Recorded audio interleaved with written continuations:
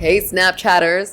Snapchat's new Home Safe feature lets you tell friends your home's safe with just a tap. No more forgetting to text. Welcome to GadInsider, your hub for the hottest tech news. Let's dive into this safety game changer. Snapchat launched Home Safe, a feature that auto-notifies trusted friends or family when you arrive home after a night out or a long trip. Built into SnapMap, it's all about keeping you safe with zero hassle. Want to know how it works? Keep watching. Here's the deal. Set your home location by tapping your Bitmoji on SnapMap and selecting My Home. Before heading out, open a chat with a friend you share your location with, tap the map icon, and hit the Home Safe button. Once you're home, they get a one-time alert in the chat confirming you're safe. It's simple and seamless. Privacy is locked in. Location sharing on SnapMap is off by default, and only friends you've chosen to share with get the alert, which shuts off after one use. Perfect for late-night commutes, first dates, or letting parents know you're back. HomeSafe takes the worry out of checking in.